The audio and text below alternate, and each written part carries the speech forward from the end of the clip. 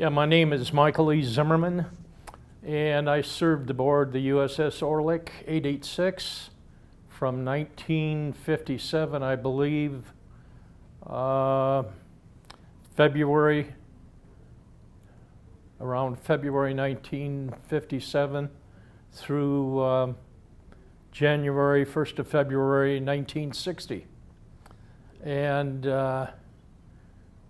I remember this so well because I was home on boot leave when I got my orders to report to the DES base as the Catholic chaplain's assistant. And then a year later, the Orlek came from its winter cruise to San Diego, and I flew down.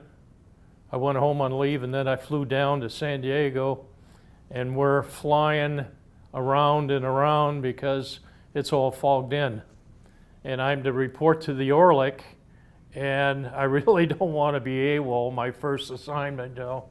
And so I had the pilot get in touch with the Orlek and say, hey, you know, Michael E. Zimmerman's aboard this, and I gave him my serial number, and so eventually I got aboard the Orlek. And because I was a typist in that and had worked for the Catholic chaplain for over a year, they assigned me right away to the ship's office. And I felt myself being a yeoman personnelman. And I could type 89 words a minute, so that was important to them. Because when you ever you typed court-martials, then you couldn't make a mistake, and if you ever made a mistake, you had to start all over again. And they were rather large. The people aboard the Orlek, I got to know everybody by first name, middle name, last name, serial numbers, where they're from, kind of a little bit about their families and that, and that's probably some of the best times in my life. I operated, I believe I made 2 cruises. One was rather long, like 9 months, and we traveled a whole lot part of the Pacific, Midway, Hawaii. I went to Hawaii twice, Pearl Harbor.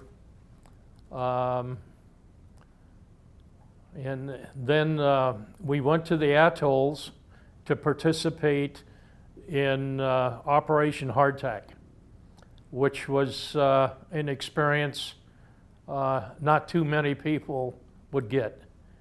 They hauled some ships in from dry dock all the way over to Eniwetok atolls, and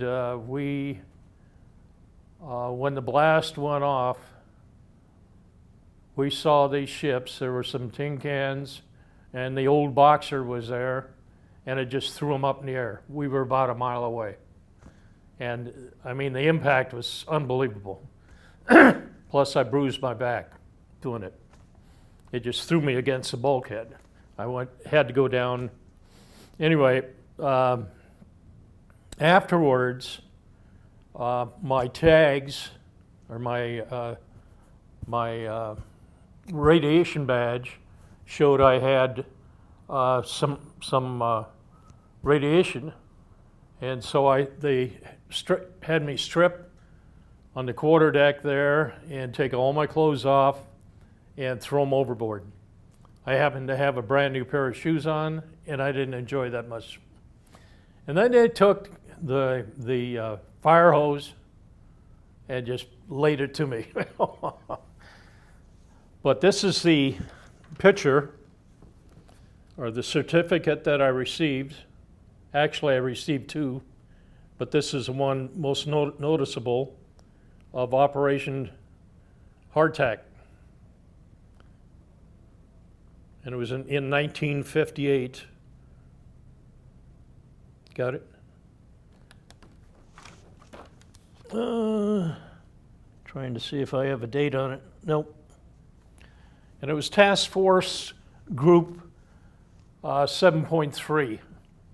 Like I said, most of the guys aboard, I knew them real well for a long period of time. I really didn't know about this association until about 5 or 6 years ago. But my time aboard the Orlek was special. I kind of wished that I would have stayed, but then I would have got all choked up when the ship was converted. And I visited many ports.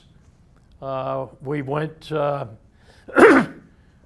this 9-month trip. We went to Auckland, New Zealand, because one of our boilers went bad, and we were supposed to go to Australia, Sydney, and we ended up going up the inlet. We got permission from the magistrate of the island and the Navy there to go up the inlet and dock there so we could make repairs. Well, on the way up, we rescued some people that went overboard from a boat, canoe or a rowboat or something. And from that point on, I mean, the whole island just loved us. So we spent probably a week there, which I enjoyed very much. Got to know a lot of people. I didn't get leave for 3 days because I had nothing but paperwork to type. And after that, we left and went through the eye of a storm. I mean, the ocean came all the way over the top of our mast. And that's the first time in my life I ever got even close to being sick. I went up to midships, wrapped my legs around the winch, grabbed a hold of the I-beam above me, and rode part of the storm out. And the ocean just kept hitting me, you know, and finally I got off of that when there was a break there, and then went down the center corridor. But I got out in, well, the skipper, Clay Harold, wanted to ship me over, and so did the Commodore. And they tried on 2 or 3 occasions to shove these papers in front of me and have me sign them. I said, I can't do that. Other than that, I mean, the crew that I was with, I wish I could remember the names, which I can't. I've seen a couple and met a couple that were aboard, and of course they're a whole lot older, so I vaguely don't remember them all. Other than that, that's the best time of my life aboard the Orlek. Thank you.